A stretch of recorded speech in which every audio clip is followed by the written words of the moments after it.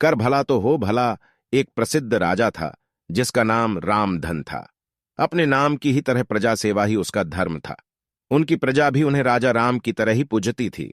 राजा रामधन सभी की निष्काम भाव से सहायता करते थे, फिर चाहे वो उनके राज्य की प्रजा हो या अन्य किसी राज्य की।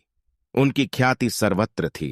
उनके दानी स्वभाव और व्यवहार के गुणगान उसके शत्रु राजा तक करते थे। उन राजाओं में एक राजा था भीम सिंह, जिसे राजा रामधन की इस ख्याति से ईर्ष्या थी।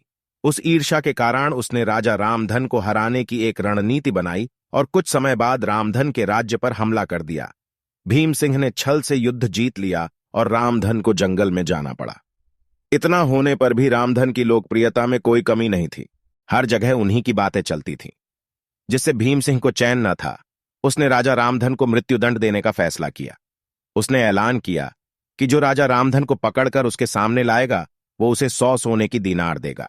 दूसरी तरफ राजा रामधन जंगलों में भटक रहे थे। तब उन्हें एक राहगीर मिला और उसने कहा, भाई, तुम इसी जगह के लगते हो, क्या मुझे राजा रामधन के राज्य की तरफ का रास्ता बता सकते हो? राजा रामधन ने पूछा, तुम्हें क्या काम है राजा से? तब राहगीर ने कहा, मेरे बेटे की तबीयत ठीक नहीं, उसके इलाज में सारा धन चला गया। सुना है राजा रामधन सभी की मदद करते हैं, सोचा उन्हीं के पास जाकर याचना करूं। यह सुनकर राजा रामधन राहगीर को अपने साथ लेकर भीम सिंह के पास पहुंचे। उन्हें देख दरबार में सभी अचंभित थे। राजा रामधन ने कहा, हे राजन, आपने मुझे खोजने वाले को 100 दीनार देने का वादा किया था। मेरे इस मित्र ने मुझे आपके सामने पेश किया है, अतः इसे वो 100 दीनार दे दे।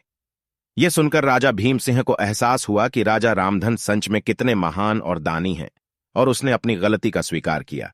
साथ राजा रामधन को उनका राज्य लौटा दिया और सदा उनके दिखाए रास्ते पर चलने का फैसला किया।